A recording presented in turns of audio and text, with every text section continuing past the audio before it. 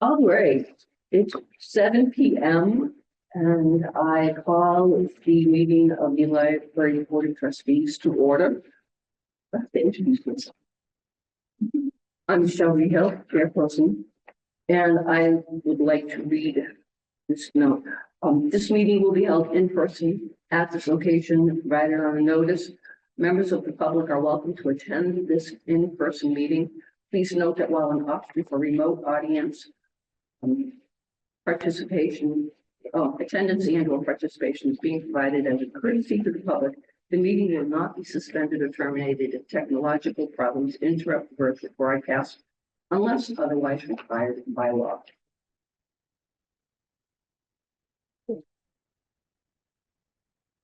Even though we listed it as hybrid, there is nobody Zoom. Thank you for coming. And this was technically a month off. But I thought it was important for you to see this presentation, also for me to practice, because everything that I'm going to say, I have to condense down in the time.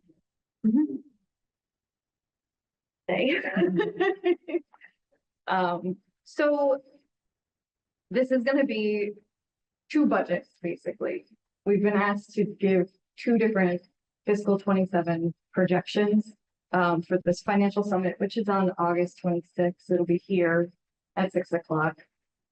One is for a level service budget, which means nothing is really cut, nothing is really added. And then there's a level funded budget, which is a whole different thing. And we're going to talk about both and what either one of them means. So I want to frame this discussion. It's very early in the budget cycle. They're not making decisions at the financial summit. This is just about hypothetical situations. There was a lot of discussion at the last town meeting about cuts to the town budget. That was a very lengthy discussion. That kind of, I think, there were a lot of questions about what the town department's budgets actually entail and what's in them, and so they want to get ahead of it this year. So we were going to have this discussion at one point or another. We're having it as early as possible so that the information is out there, so that everybody knows. So the other thing that you need to know is that the numbers in this budget, as I repeatedly say, and is on every slide, the draft. I do not have all of my numbers that I need to have. And I will very much explain to you which numbers are hypothetical or yes. Oh, Yes. will you be able to send this to me? Yes. Thank Yes, you. I will. I also made 9 copies of my notes by accident, so if you'd like those, you can have them too. Are you can- Am I a cat? Yes. None? So tonight, the discussion isn't necessarily about which budget is preferable. I think that's clear which one we would rather have. But have I missed anything? Have I made assumptions that you disagree with? Is there anything that you would refuse to consider as an option? Absolutely take it off the table. Is there something that I should be considering that I didn't? Is there anything that I've missed? Et cetera, right? Just, I really want to make the presentation at the financial summit as good as I can make it in a condensed 5-minute version. I also have the opportunity to put a lot of this in handouts. I don't want to overwhelm with information because they'll be getting a lot of it. They'll hear from every town department, so I don't want them to have too much paper and not read ours. But if there's something that you think is very important that I'm not showing you tonight, please let me know. Okay, this one's not so bad. I started with a level service budget because you need to understand what our current services are before we go into what has to be the other one. So with this one, no programs are added, but nothing is cut. It accounts for inflation, it accounts for salary increases. For fiscal 27, the draft request is $1,133,800 as of today. Okay, but the best numbers that I have today, that's a 5%-ish increase over our current budget.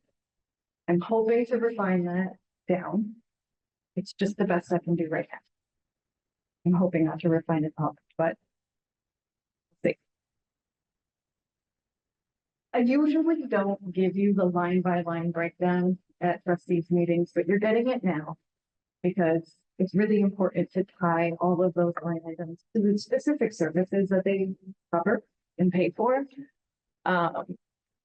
So there's a column here for the fiscal 26, the draft 27, and then the percentage change. The salaries, the main issue here, or the main change here is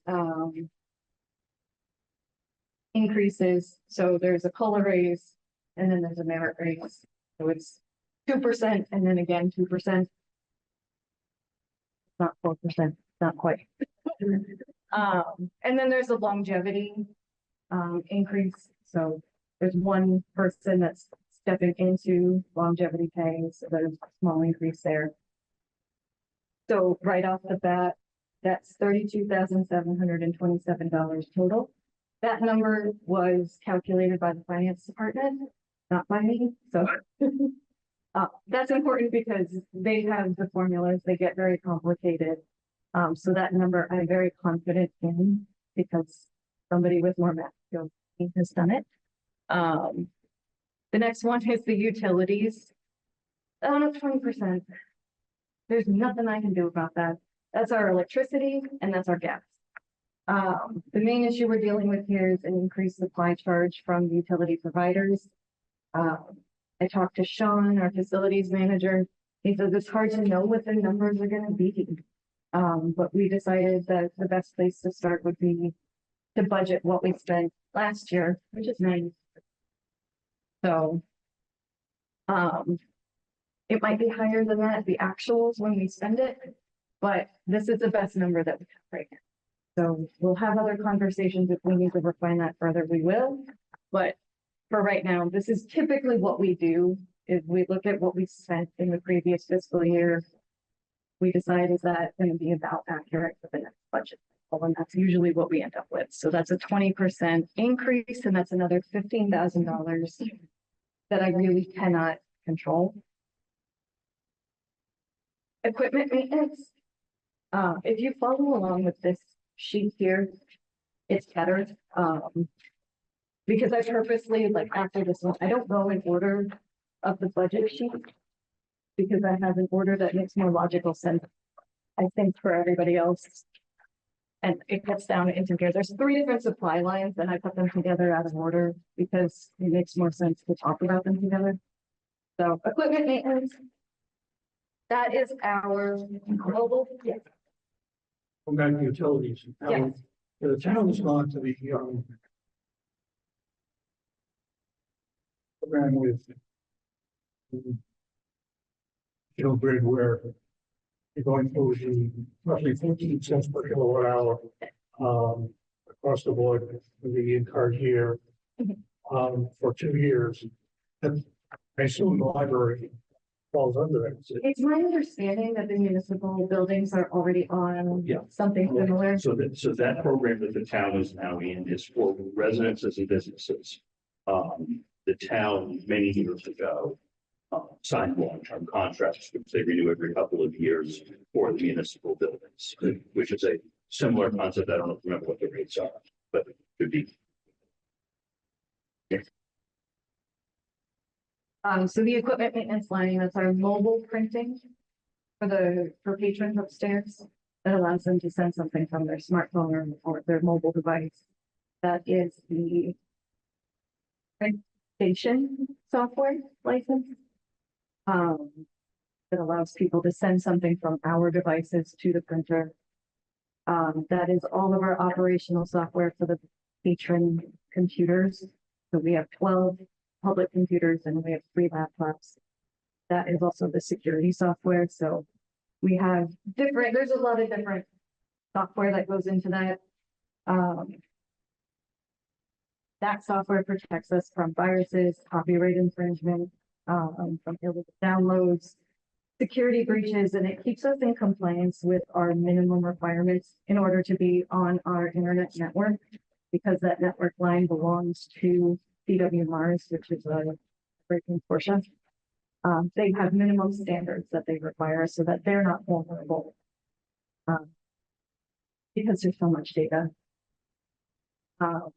So we need minimum amount of software to keep that going. And then there is IT support for all of the computers that fall outside of the town line. So there's 3 computers that are on the town network, and then everything else is on the CW Mars network. So we have our own IT. And if you notice, that line went in 16%. Excited to talk about this. Knowing that I would need to control costs, we started looking at alternatives for our IT support. And we were able to sign a new contract with CW Martins. They offer PC desktop support at a fixed cost. It's actually less expensive than we were paying for our consultant, whose hourly rate was sort of it's unpredictable because we don't know how long it's going to take him to do certain things or to fix certain things. With CW Mars, they can do everything remotely. They took everything off of our server. We don't have to worry about replacing our server. It has the same level of security as it did before, fixed costs, and less expensive. So this is a great move for us. And it also takes a lot of the work off of Caitlin and I, because even with our IT person that we were contracting with or consulting with, we had to do a lot of the work ourselves, partly to control costs and partly just because he did not do everything.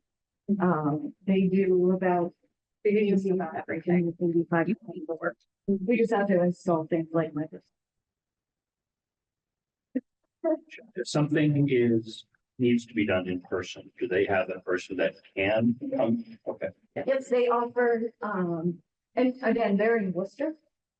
So they're very close, and they offer, their help desk support is 6 days a week. So every day but Sunday, they have hours. If they need to come out, if it's critical, they'll send somebody out usually that day. But it's usually a quick turnaround. They can do almost everything.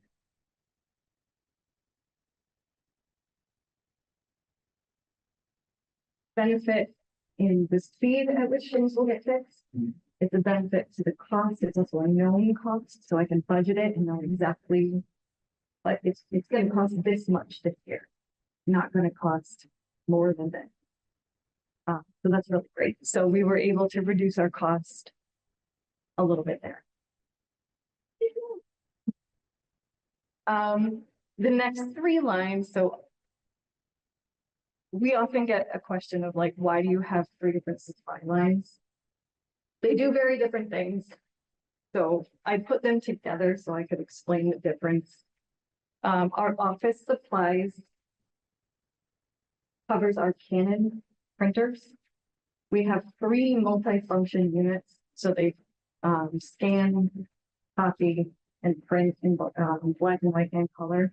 One is for the public upstairs. There's one in the reference office for the upstairs staff. There's one in the staff workroom, and then there's a small just printer that we lease that's downstairs in the workroom connected to the circulation computers. That also covers, so there's the lease, the toner, the printing costs themselves, the paper. So that alone is about the cost of the line item. It's in bold because we had a 3-year contract with Canon. It's up this year. So I didn't have a better number to plug in for that leasing cost. So I'm using what we're currently paying. I highly doubt it's going to cost the same amount for that, but I don't. So that's an estimate. That being said, sometimes printing costs, like our printing costs from our last contract to this one went down. Cost of the equipment went up. So It just sort of depends. I can look at other companies as well, so we're gonna put out a request for quotes and we're gonna look at different companies to see what comes back.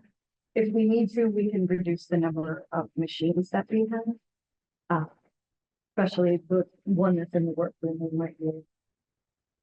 The biggest issue and why we have two is that one of the machines, the bigger one, is on its own network, so that Kate and I can print. And then the other one is on the other network, so that circulation can print. So if we need to, we can figure something else out, but.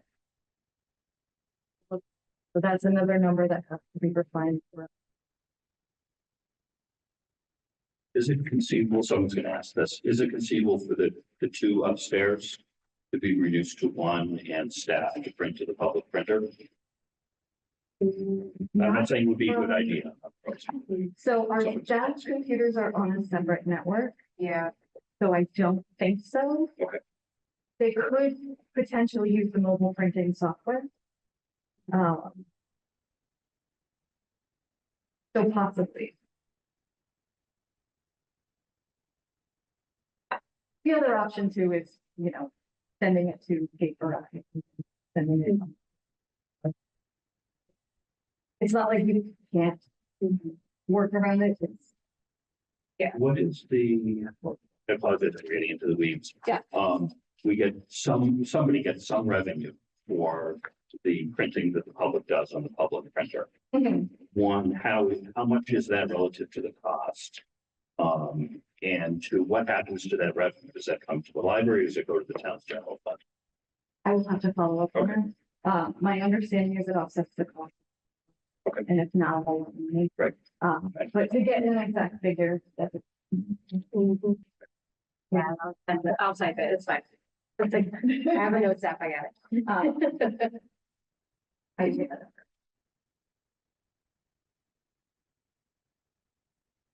The other major expense in the office supply line is our Pitney Bowes lease, which is our postage meter. That allows us to participate in the ILL program. So if we can't get something within the state of Massachusetts, we can look outside of the state. You send things, or we receive things that then have to be mailed back. Is usually that's there. It also allows us, it's postage, envelopes, bills. So when things don't get returned, we do send paper bills. And our emails are not returned.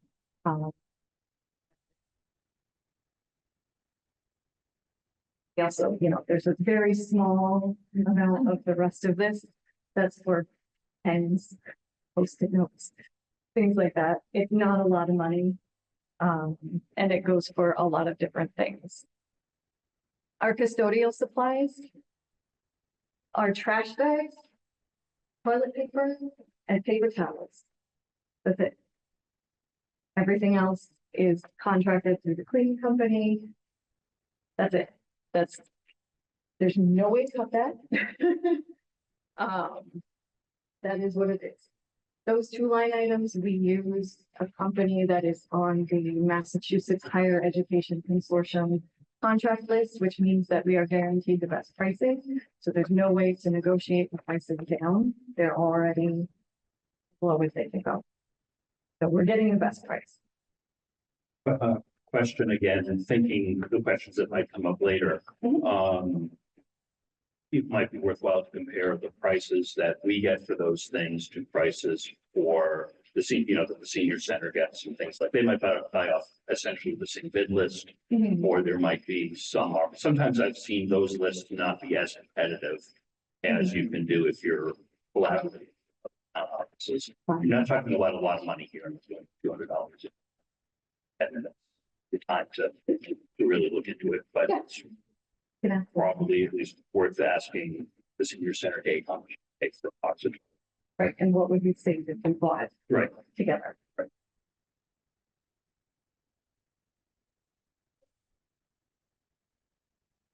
All right. Our basic line that just says supplies, that's our library processing supplies. So again, we use an MHEC contract best pricing, lowest pricing. There's only a few that sell library processing supplies, so uh, they charge, but they're all about the same. That's labels, stickers, so that, we have call numbers on the books, we have barcodes, Mylar protected book covers, book repair materials, so that's spine tape, glue, CD cleaner, locking theft prevention cases for the media, packaging materials needed for hotspots, kids, library things, items, like the pouches, the hotspots circulate in, the backpack, it's circulate in. That. It's a general price increase. Most of the price increase is honestly the locking cases. They're getting more expensive because they're getting harder to find. So there's a couple of companies that just don't sell them anymore, which means less competition for the other ones. So the price goes up. But the cost in this line item enable us to keep materials in good condition longer. We can circulate things longer. We have a really cool cover one repair machine, which lets us review books. So things that we used to have to throw away, we can repair now. And they last a whole lot longer than if we just used book glue circulations. We're preventing losses from theft because the case is locked, so the games aren't getting stolen or the CDs, things like that.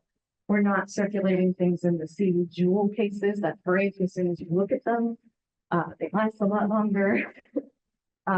Library cards are also included here, but we don't buy them every year. We buy them in bulk so that we get a better price. We go in with the rest of the network in bulk that do get that collected thing. 2 to 3 years, we need to buy.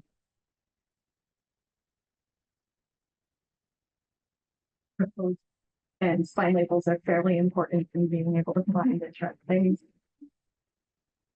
And then new equipment, that's computers. Generally, keyboards, mice. Contractual services you see is in bold again. Put that out of order because I have a lot more to say about it. So that includes our web hosting, our self-checkout, our elevator emergency telephone, and the licenses for our museum pass booking, event calendar and registration license, library things booking license, the museum and study room, meeting and study room. And the museum pass. Summer reading registration and tracking, weekly new materials newsletter, and we have a widget on the website. If you've ever seen it, it's that new books right on the homepage, right at the bottom, that shows you what's just in. And then half of our CW Mars network membership. The other half is paid out of state aid. We'll not have the actual number for the CW Mars assessment until November. That's contractual, that's standard. Usually they have a draft out a little sooner than that, but they don't vote on it until the user council meeting. Is the assumption that the state aid will remain stable? That's the assumption. That also depends on staying certified. Keep that in mind. So because I don't have the CW Mars assessment, I plugged in a number that assumes a total assessment of $35,665. This is half of that. This assumption is based on 2 things. One, I assumed a 3% increase in our annual membership. There's some pages in your packet that I won't get too deeply into tonight, but if you want to take a look at them, it breaks down how CW Mars is funded. Federally, state grants, and then membership assessments, which is what we pay. I think it's really helpful in understanding because as some of those things decrease, the membership assessment has to increase. And because some of those things are going away or are in doubt, generally our assessment is 1 to 2%. every year. I assumed it's 3% increase because I think it's reasonable to assume that our membership might go up a little bit. But I'll find out what their finance committee meets and figures out what exactly is going on. Those lines, the second assumption is based on our network line, which is so all of our internet, the staff internet, the public internet, the Wi-Fi. Currently, that network line, which is baked into its assessment, is $302 a year. 80% of the total cost is paid for through state grant. That is the MBLC telecommunications grant. We are told that's likely to end, even though it's state funded. It's because the MBLC is downsizing because they're funded a lot through the Institute for Museum and Library Services, which doesn't work. So as they reduce staff, they have to reprioritize what those staff are going to focus on. So that grant may not be, they may not have somebody. So I had to budget for the full amount until I'm sure whether that amount, whether that grant will continue into fiscal 27 or not. I am planning on filing for something called E-rate funding, which is again in your packet of information if you want to read more about it. That would bring the cost back down. It's a lengthy application process. I can't even get to an information session until the fall, and I don't even think the application process starts until January, February. So it's not going to happen in time for me to budget for it for fiscal year 27, probably fiscal year 28. And CW Mars has staff that help basically. So I think it'll be a net good, but it's going to have to skip a year. And that is much more stable funding. And the Supreme Court upheld the constitutionality of E-rate funding recently. So we're a little less worried about that one. So they're trying to get everybody to switch from that telecommunications grant to E-rate funding. That's what we'll do, which is going to take a little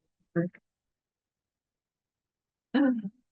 Books and periodicals and non-print media, if you look at those together, they have to be 15% of our total budget.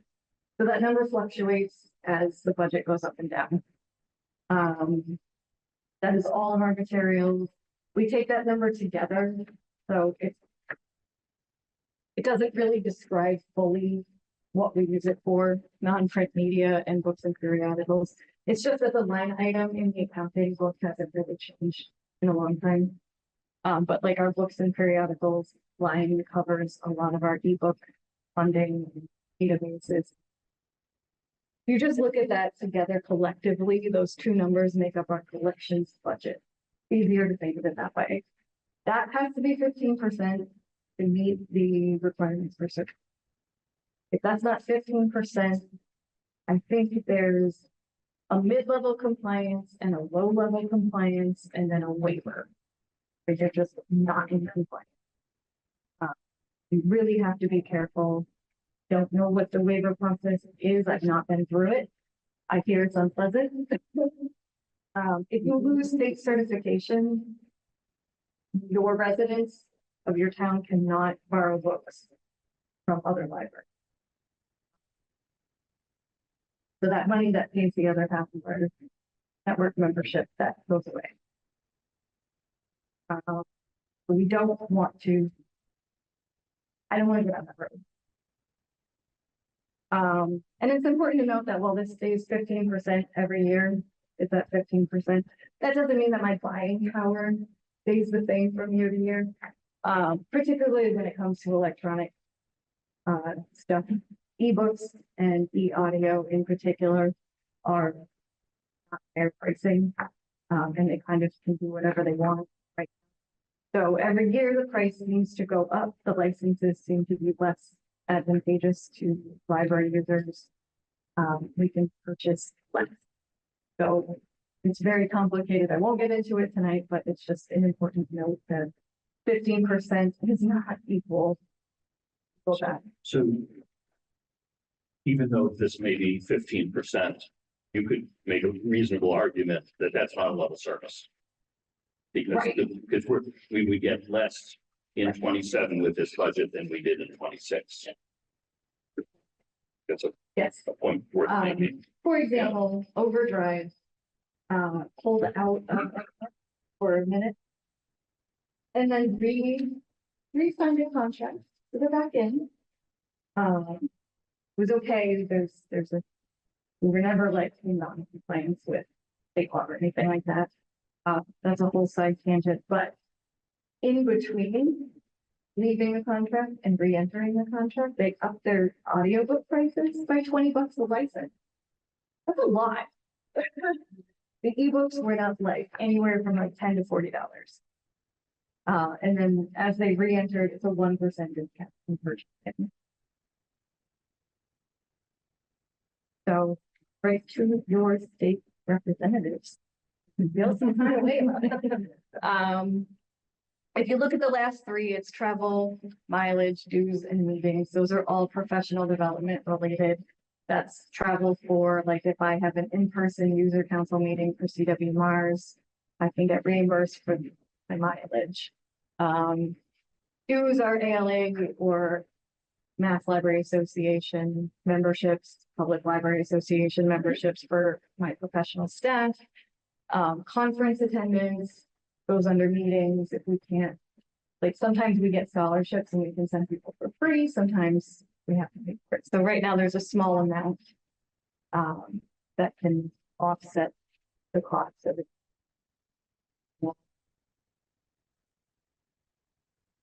That covered the level service budget, and that was the longest part, I promise. But it was also the happiest. So get smashed with the needs better. Do you have any additional questions on this part? And so before I want to comment, Jerry, to make sure that you point out and refresh their memories on the death of IMLS. That's a big deal. I'll put it as my cover sheet. Yeah. It might be worth, in introductions, here are some things that have recently changed in the world of libraries that will impact our.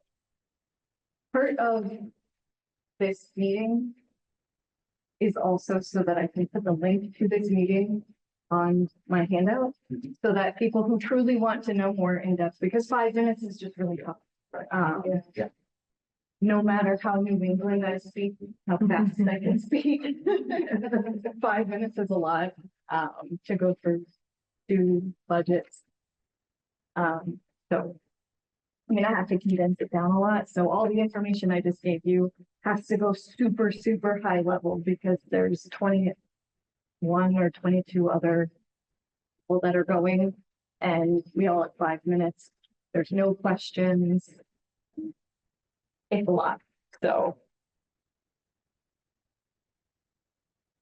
No questions. Okay, so a level funded request, which means we have the exact same amount of money as we have in fiscal year 26, which means that cost increases that we cannot do anything about have to be offset by cost cuts elsewhere. That means that services and programs. That draft reduction, I'm so sorry. I went back, I did more math. The number that I gave you in your packet was a little off. It's $54,210. There are options for cuts in this hypothetical, and it's important to remember throughout this that this is an exercise for the financial summit, not a reality.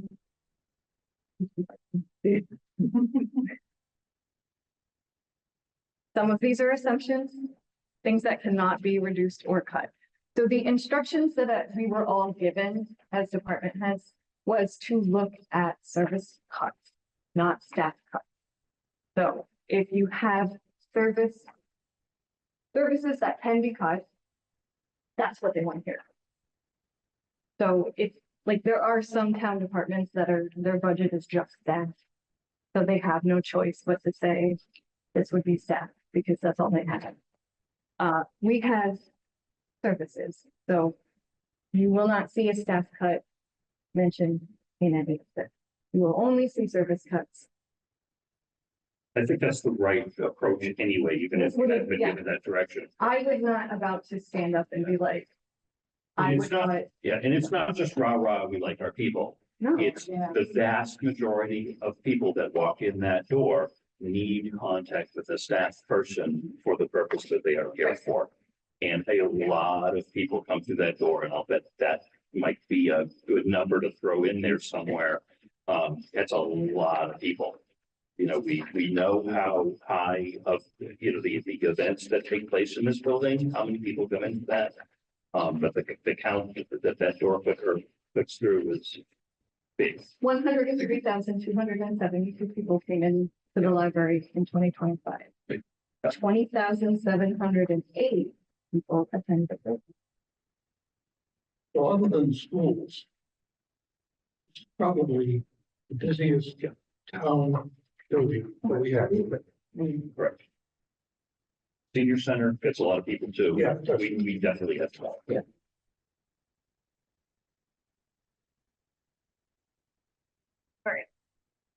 So my assumptions are, we were told you cannot cut the hourly rate of staff member, right? You can't do that. You can't cut salaries. You can't skip a raise. Like I can't just say, don't give me my 4%, save money. Even if I wanted to, that's not acceptable. I can't forego longevity for anybody. I can't do anything about the utilities. I can't just turn the lights off and make it cheaper. My assumption here, which I think is a pretty good one, but tell me if you disagree, is that we need the CWMARS contract. Because otherwise we don't have a way of managing what's checked out, what's available, what's, patrons, patron records, any data, like all of our data is in our software. So my assumption is that cannot be reduced or cut. So that's left alone. Therefore, and the staff internet line, we need to have staff internet to connect to the ILS. Therefore, staff internet. The elevator telephone is an emergency telephone line. I can't cut it. Custodial supplies. We need toilet paper. And at least one multifunction printer, scanner, and copy machine for staff. It seems unrealistic for this building not to have at least one. That is an assumption. It's to try not printing after you see some of this. Just printed the town hall with, Right, someone yeah. can run over.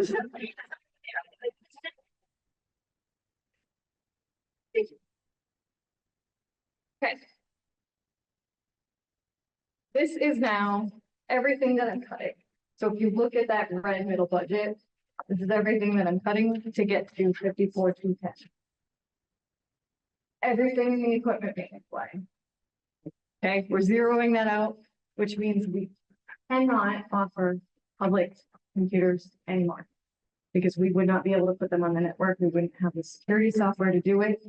We wouldn't have the ability to let patrons print, scan, or copy. Because we wouldn't have the software to let them connect it. Which would be fine because we wouldn't have the computers anyway. So they don't need to print. That just gets zeroed out. Contractual services, it's everything that isn't the CWMARS line, I believe. Yep, here I am.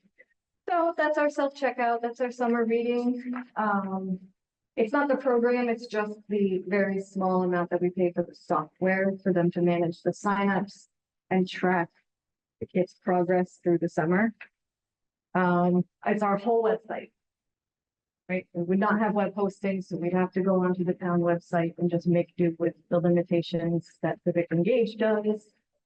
We can do it, right? I've seen libraries that have that website.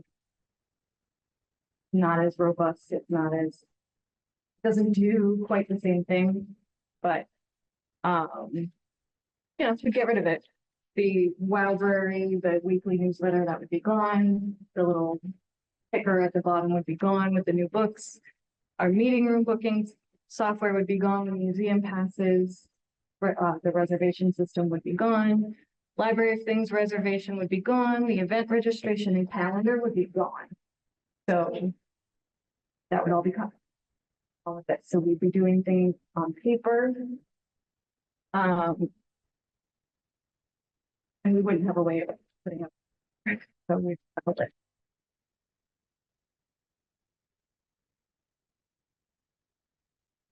Maybe there's a way that we could put a calendar on the Civic Engage website to be continued. But you know, all of that is gone. For office supplies, we're cutting our postage, so we're not sending out bills, we're not doing interlibrary loan anymore. By the way, for self-checkout, the impact of that is 33,788 checkouts last year. Were handled by self-checkout. Yeah, an interlibrary loan, that means outside of the CW Mars system. Outside of Massachusetts. Yeah, inside of Massachusetts, but outside the network does Yep. not have postage because we have to deliver.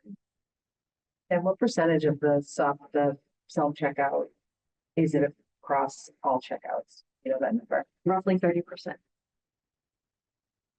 So we would not be mailing bills for lost items. We would just have to rely on that go out. Doesn't come back. Emails, it doesn't come back with the emails. And 3 of the 4 printer copier machines, including the public machine. Just have one for staff. Would probably be the one that's connected. And first, because the ones that most critically need to print things. I don't think the administrative assistant can do the job of that. Does all the bills and things like that. So staff would still be able to access the copier. We would probably only do black and white because it's less expensive than color. Yeah, so after everything else that I cut, I still had to cut from the materials budget. So I just took it from one line or the other because again, you take them together. I had to cut $22,929, which brings us down to 13.7% of the total budget, which puts us at low level compliance. So if anything else goes up, any of those assumptions that I have made, if the utility goes up, if the CW Mars assessment is higher, if you decide you want to keep anything else, that number goes down. Supplies, most of the library supplies. We won't have locking security cases anymore. We'll just get rid of them. We'll circulate it in packaging that it comes in. Because we won't have the money for it. We won't have batteries for playaways. We won't have glue strips to re-glue books when they're falling apart. We just have to get rid of them when they can't circulate anymore. The cases for bags, kits, hotspots, you know, when the current ones are broken and we don't have replacements for them, we just rubber band the stuff together or use a plastic bag or find something, but we won't have money to replace them. 0 replacement computers. We won't have any money for it. 0 travel dues and meetings. That was probably the easiest line to zero out, to be honest with you. Not that it's easy to say that nobody needs professional development, but it hurt as much as cutting locking security cases and book budget. So that's how I got to 54,210.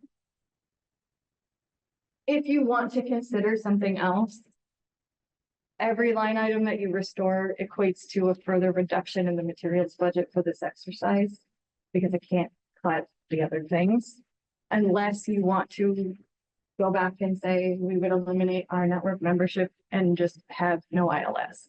Again, it seems like a critical expense. Otherwise, we have no patron management. We can't find things. Not saying that, okay, I'm not saying. It's hypothetical. Everything's hypothetical. Yeah. In terms of things like utilities and like how would a reduction of hours offset a reduction of service? A reduction of hours in and of itself wouldn't do a whole lot without cutting staff. It would be a hard. Oh, I know. Yeah. I get what- And the reason is because the building, Yeah, utilities. the reason is because the building would still need to be heated.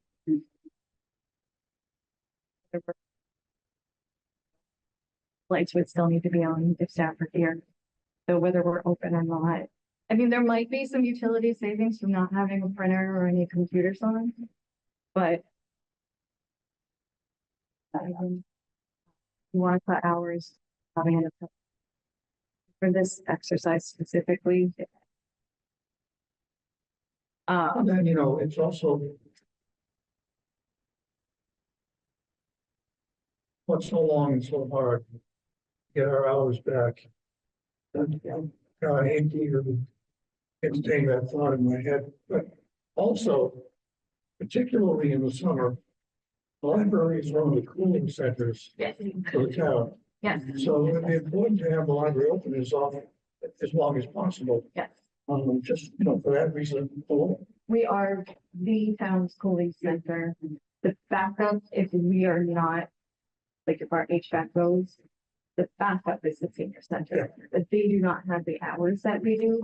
So in the summer and like conversely in the winter, it's sort of like a warming area, although less critical than cooling.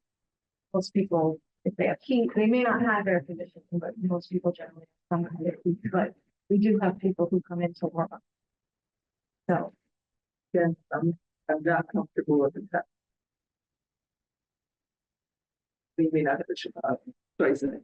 However, I think in the current climate that we're dealing with budget wise, both locally and the little drop. Your big. yeah. I'm just wondering if, you know, we had to. I think we would walk down that road if this hypothetical became more than that. Right. Well, I think not just that, I mean, not just Northborough, I'm just thinking of, you know, statewide.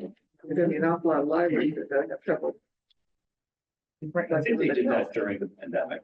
I They think, did, yeah. they did it during the pandemic, they did it in the 2008 session. So there's a history of, if everybody's in it together, they're generally, but you still have to go through the waiver process and you still have to do all that work. Yeah. So is our, Sorry, if you go back to the slide with the library services, not the books and periodical, yeah. So the savings is 22, but we would risk losing certification and state aid. we'd be at minimum compliance, which means that our state aid is reduced, but Okay. we would stay certified, I believe. I'm not sure exactly what minimum level compliance is, what it entails, because I've never really been there.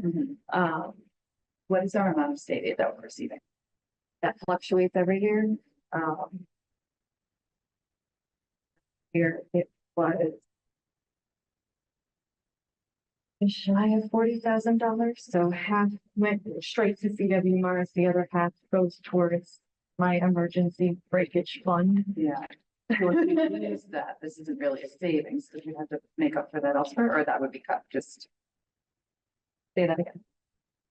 So, well, if we're saving $22,000, we're risking losing this 40. amount, 40, it's not really a savings, because we have to find that elsewhere, or is that something else that would just be on the shopping block?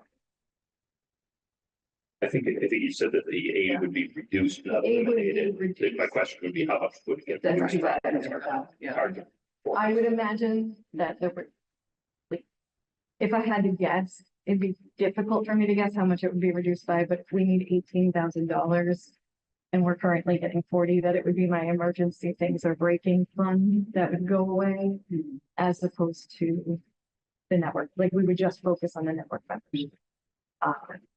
Occasionally our state aid also were able to send somebody to like, you know, like for like that would go away. So the state aid doesn't cover like other things in here. It's the CW marks and emergency. Okay, yeah, that's okay. Thank you. That's what I was curious about. Yep, and every once in a while, we have like. There's something that we really would love to have. Yeah. Opportunistic. In the budget, and we don't want to put a warrant on it. You know, we have state aid. Continue with it, but it's not a high balance. It would not offset this. I could not cut all of this and use state aid. But the 13.7% figure would still allow extra library loans and agent fees.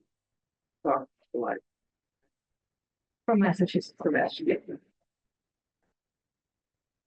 The problem that we have is that we don't know what the number will be from MBLC because they haven't told us, because they're still working through the impact of, losing IMLS at federal level.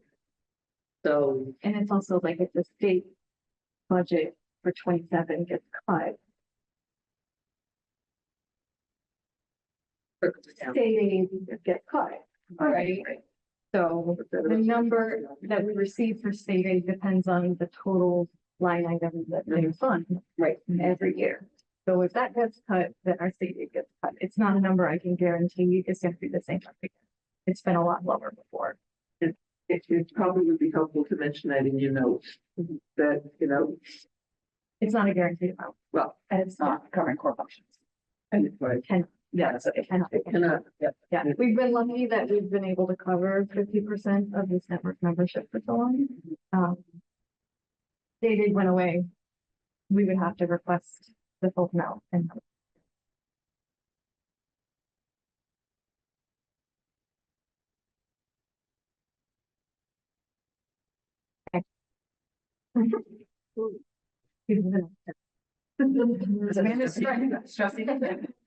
I love what's in front of him. Behind him is bananas and tomatoes and. You don't eat your bananas when you're stressing. Electricity. Come on, he is not like she loves this. I mean, clearly his mom never said, are we pulling the whole neighborhood? Yeah. Whole library. This is our new, this is how we're gonna be a cooling center, is this guy. So This guy is Yeah. cooling the whole house with this fridge. So again, this is early in the year long financial. This is sort of like their first real conversation. Not the last conversation. I will refine my estimates. I will get my better numbers. I will look for cost savings everywhere that I can find them without being like ridiculous, right? If I can find similar to the way that we switched our IT, contract. If I can find similar savings, I will find the savings. We will have more conversation as I know more. The town will have more conversation. The appropriations, finance committee, the select board, everybody's gonna have all of their conversations. I will tune into all of them. I do anyway. I'd like to know everything as soon as it's said. So that I can prepare. We will get more information. We'll know as more information comes to the town. So a lot of their numbers don't come in, like the insurance escalation costs and the projected revenues and all of these other things that go into a town budget. As those come in, they'll know what they're looking at, and then they'll know them looking at for our budgets.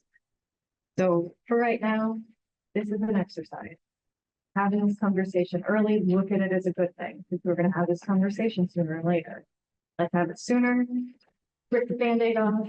Jen doesn't have to stress about it after the 26th for now, because we would have presented, this is what's going on. It's not set in stone. This is not necessarily what would. And then we'll.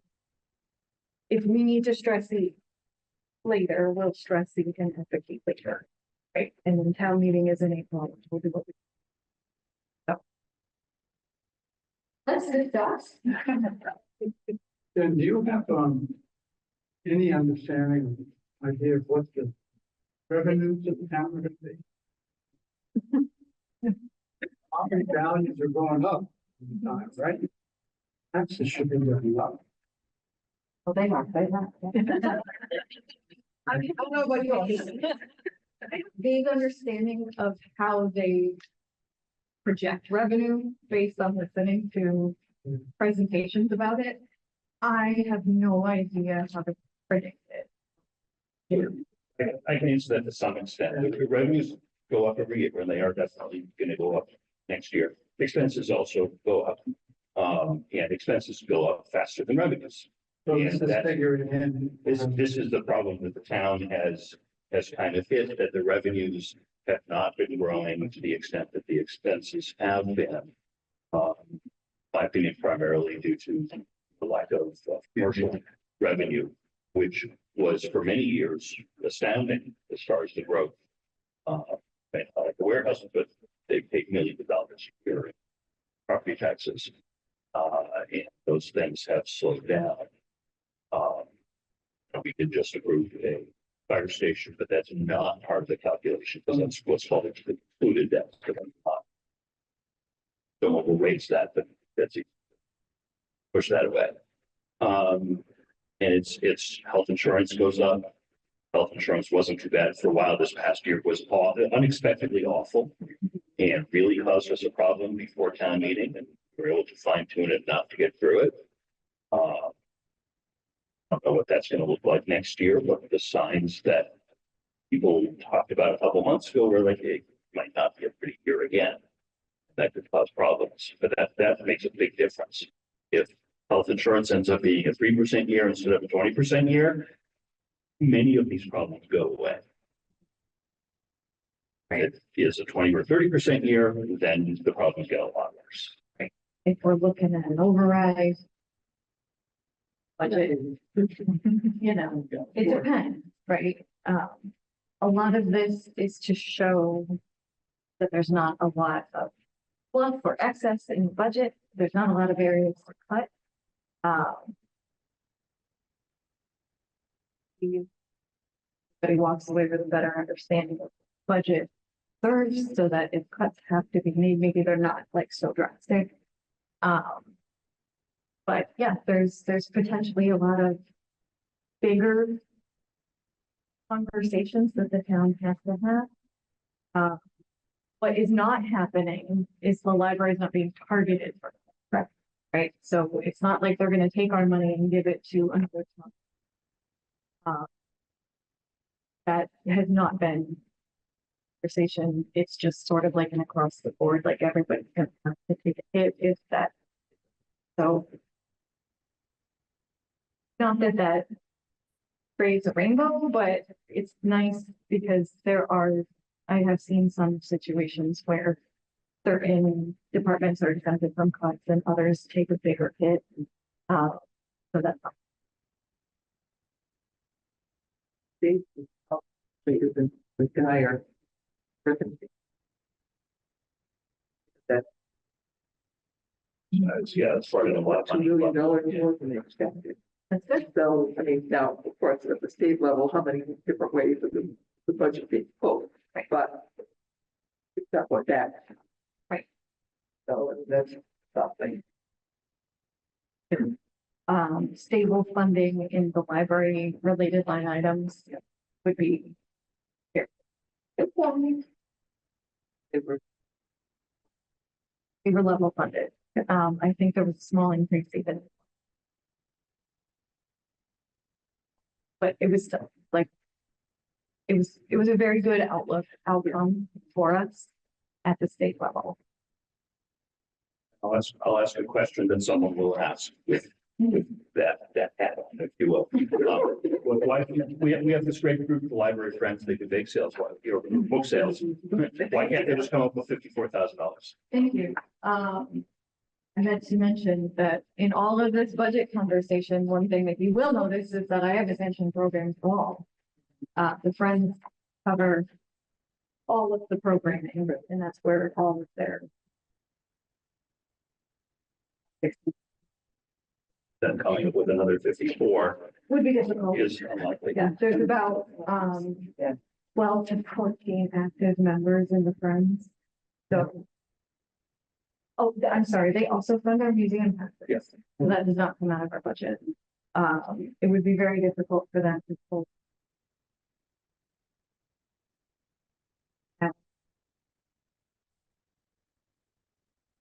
And our book sale chair is amazing, and our Friends of the Library raise more money than most friends groups with the way that they efficiently run their online book sales, in-person book sales. They're looking at other ways to raise revenue, but there's no way they would be able to raise $54,000 a year in addition to what they're already doing with. They don't. And that's the every year part, like it has to be sustainable. Like, it's not like just a one-time payout. Additionally, To cover everything. Yes, it's recurring costs. I would also say, their mission statement and their charter as a nonprofit is not, I think it's specific, it's very specific to programs and select services. They exempt operational ongoing costs. So there's a lot of things that we would have to cut that would not be consistent with. They would, Money left from their building budget. I know most of that's expense. with that. Yeah. Yep. Your statement. Yeah. The fun stuff. It does. It does. It goes into, a trust, You know, yeah, which is not, they can't draw on that right now.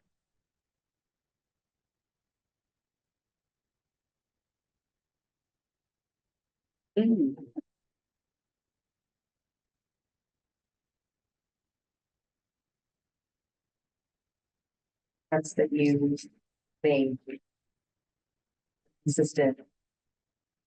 The direction that you want, but like, you have consistently shown there is not one line item that came up that was inconsistent with your theory, with your mission as you took on this project, so well done, it isn't pretty to look at.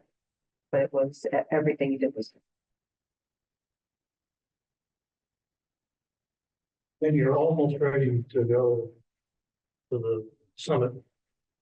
Would it be helpful to preview your presentation before us again?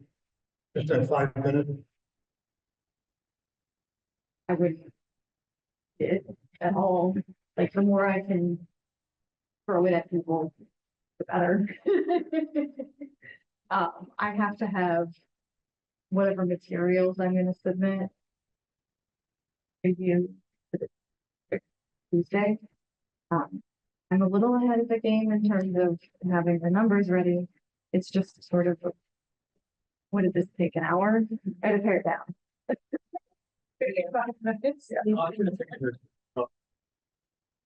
Making the presentation before us Right. might be pounding for you a little bit because it'll be a nerve-wracking experience for you. I assume.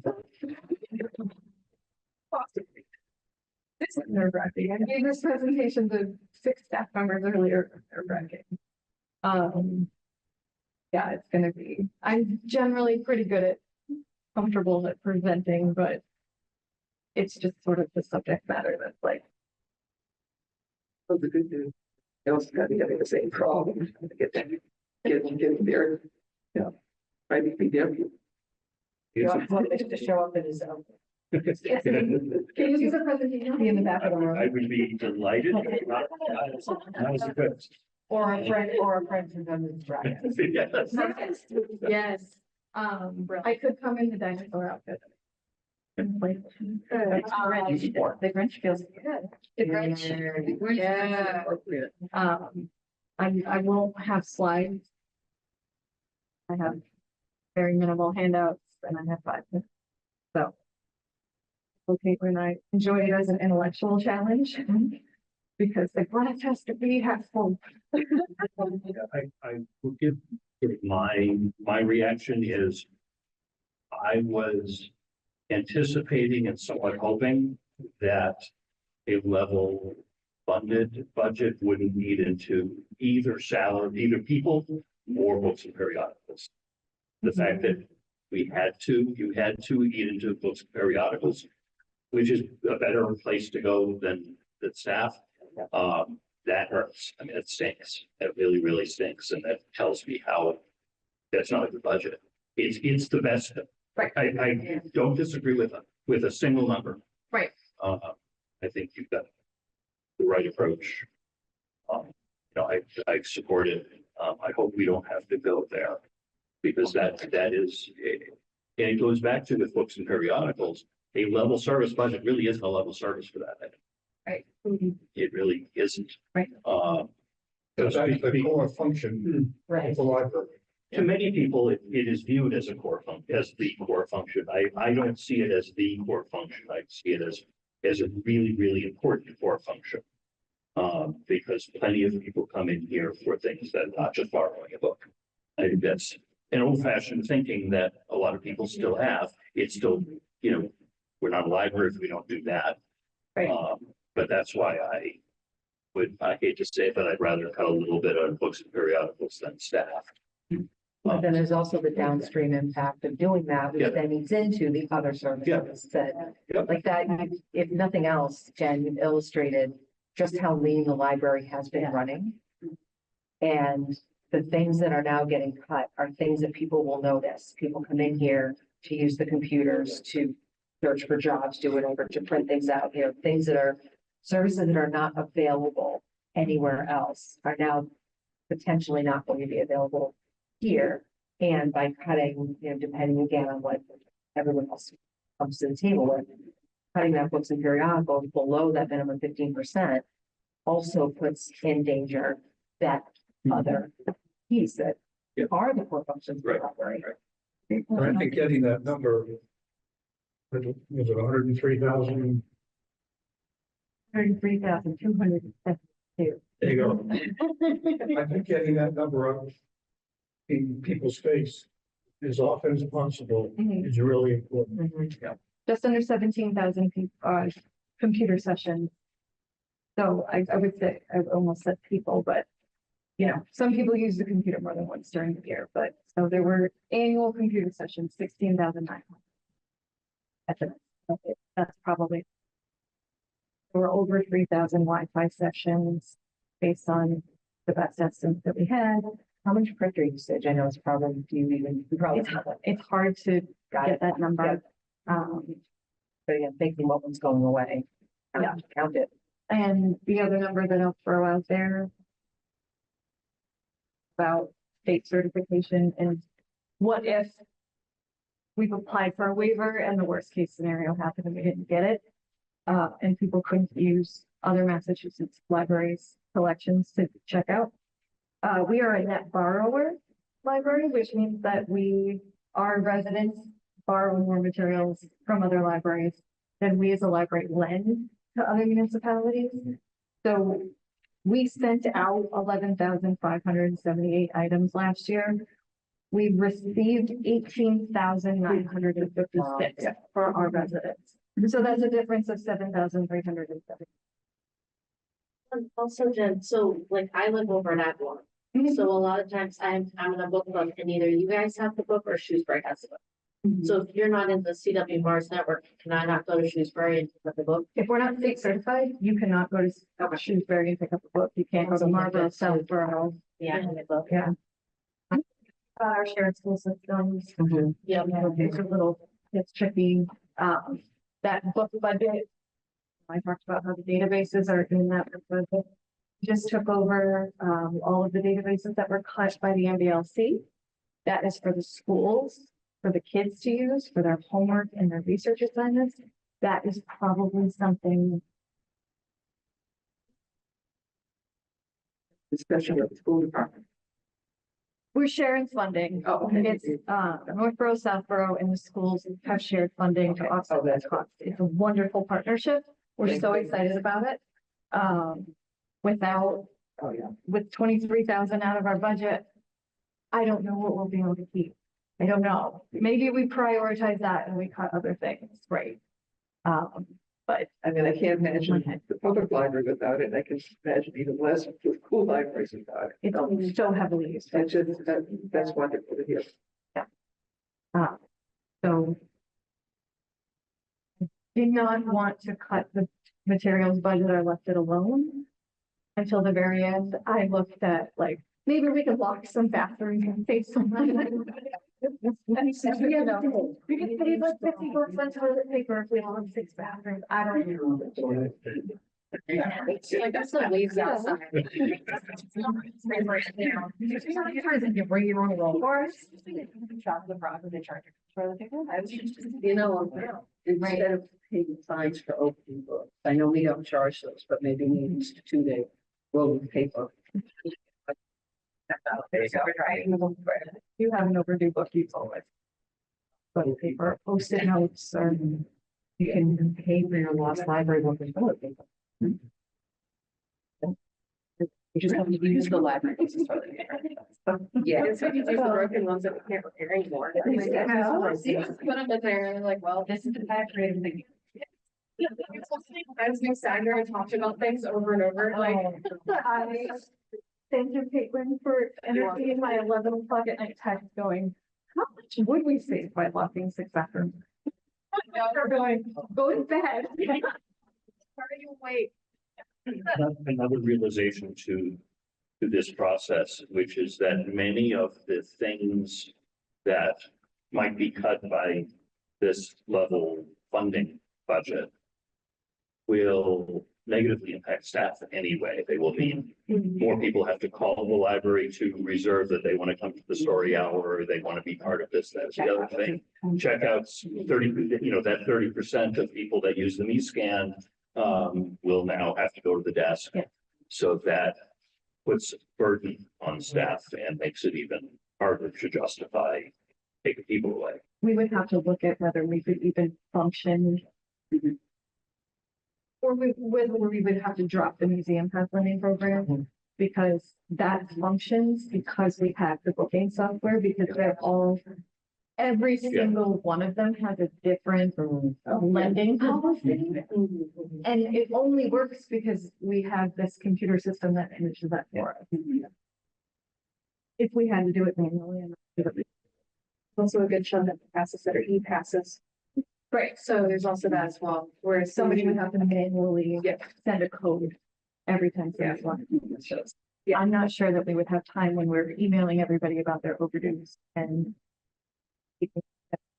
And all these other.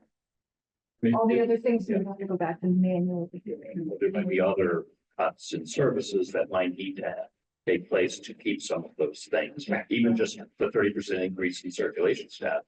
Right, yeah. Might cause something else to get dropped. Right, it would be very difficult, even though. Our summer reading software is a very small cost. Without it, it's almost not manageable to do a summer reading. I mean, we had. We had some programs over the summer, the children's, that had like easily 200-300 people. They had some that were in this room that were very carefully managed by registration software. I'm not sure what they would be able to do if they had to keep.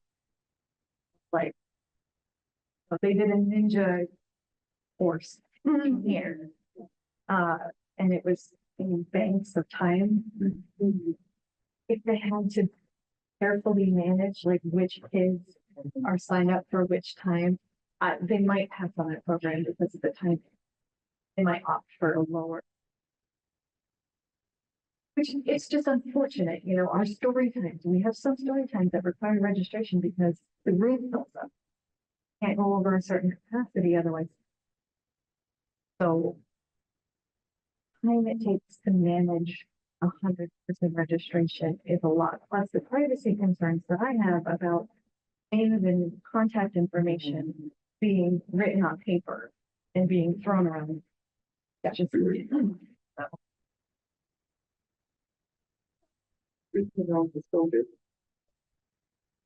it's a hypothetical.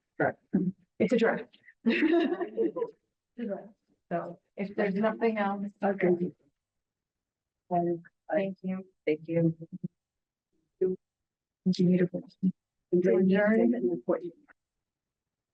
Email you. Yeah.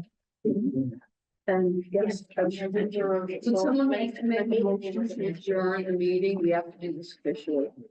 I so move. Thank you. And that was me.